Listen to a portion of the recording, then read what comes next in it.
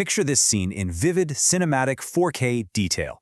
You're looking at the young visionary Joseph standing completely exposed before his 11 brothers. The desert air around them is perfectly still, but the dream light surrounding Joseph, it's literally trembling with raw energy. He starts to speak, sharing his deepest, most profound visions, and the moment those words leave his lips, you can almost see the energetic shift happen in real time.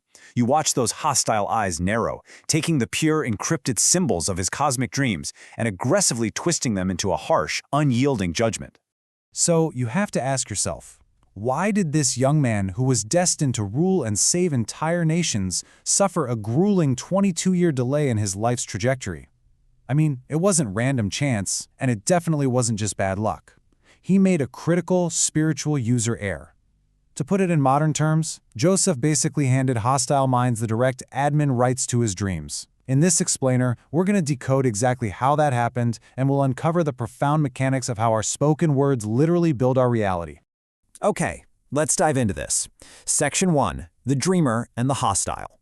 When I first read this specific warning in the Zohar, it absolutely blew my mind. It says, a person should not tell a dream except to one who loves him.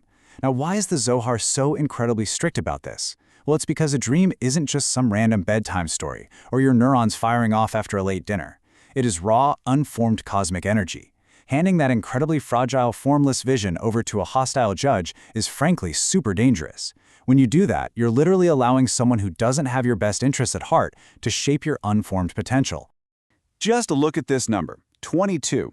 That's 22 years of exile, slavery, and imprisonment for Joseph. The Kabbalists teach us that this massive delay wasn't just some arbitrary test of character. No, it was a direct result of him telling his dream to his brothers. Brothers who, let's be honest, already hated him.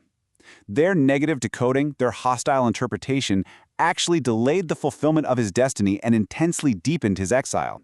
It was, in a very real sense, a massive spiritual user error. Now, what's really interesting about this slide is Section 2, Encrypted Cloud Potential. Let's decode this ancient wisdom using a tech analogy because it maps over perfectly.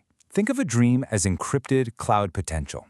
It's perfectly written code, just sitting there, waiting to be executed. Step 1 is the dream downloading to your consciousness.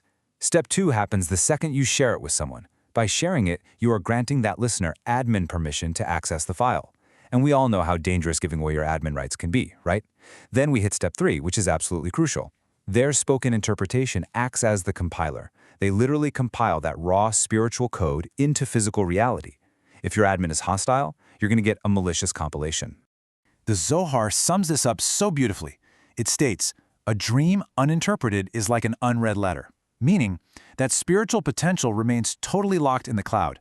Sure, it's perfectly preserved up there, but it is completely unmanifested until the letter is opened and read aloud. The actual, physical act of reading it is what breaks the seal. Section 3, Dreams Follow the Mouth. In mystical symbolism, we often contrast these two distinct forces using color. On side A, we have white, which represents chesed, or loving kindness. When you share a vision with someone who truly, deeply loves you, their merciful decoding sweetens the outcome. They warmly guide that energy toward a positive, nurturing reality.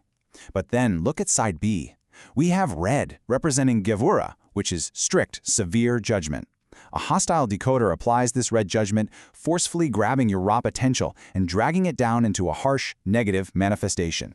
And this brings us to the absolute core mechanism of manifestation, which is deeply rooted in the teachings of texts like the Pre-Etz Chaim. The spiritual realm is heavily dictated by what happens down here in the physical realm, specifically through the power of speech. The rule is, all dreams follow the mouth. And listen, this isn't merely a suggestion, it's a definitive cosmic rule. The physical outcome of a dream is entirely dictated and manifested by the spoken words of the interpreter. Think about how wild that is for a second. The dream itself is just neutral potential. Your mouth is the actual tool that hammers it into existence.